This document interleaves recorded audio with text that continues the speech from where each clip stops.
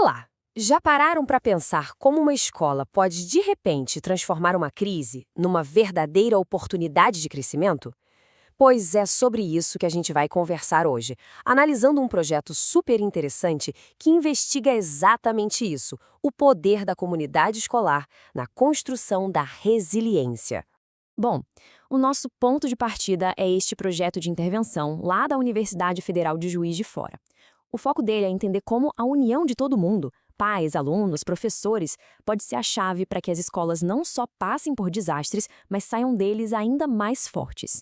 Para a gente entender bem essa jornada, vamos seguir um roteiro, ok? Primeiro, a gente vai conhecer os detalhes do projeto.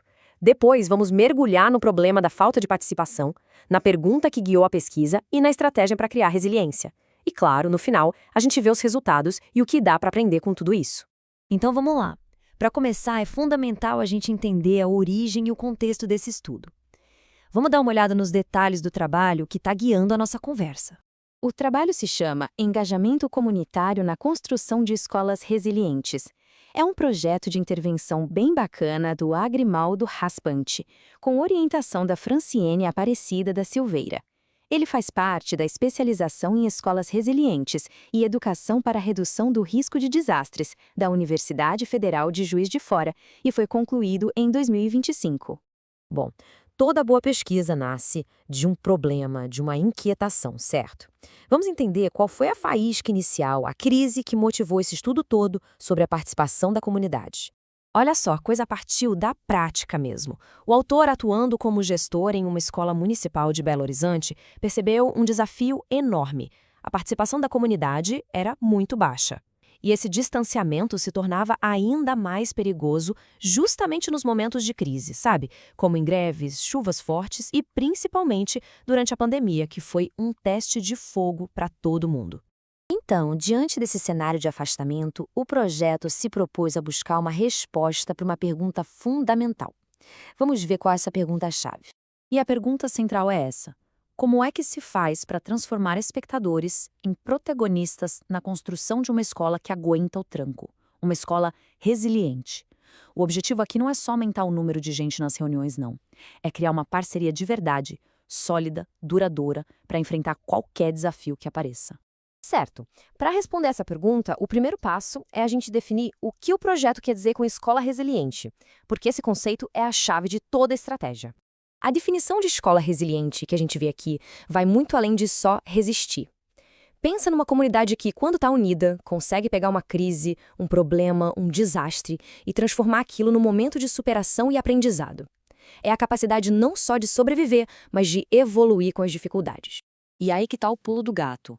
A estratégia não é tentar forçar a participação, isso não funciona. O caminho é outro, é construir credibilidade. É fazer com que a escola seja vista como um lugar seguro, um ambiente confiável, onde a comunidade entenda que a sua presença não é só bem-vinda, é essencial para superar os desafios.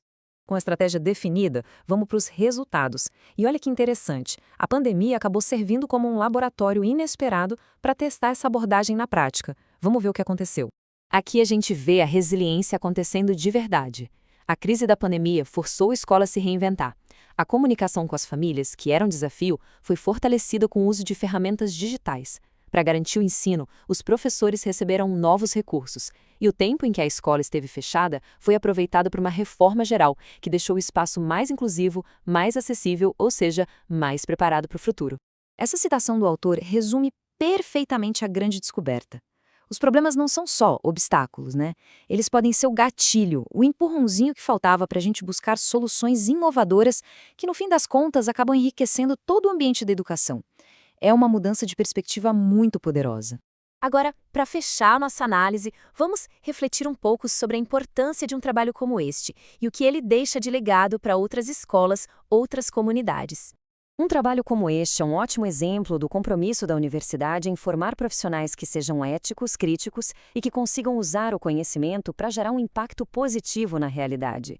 É a pesquisa acadêmica saindo do papel e transformando desafios em oportunidades reais de fortalecimento para a sociedade.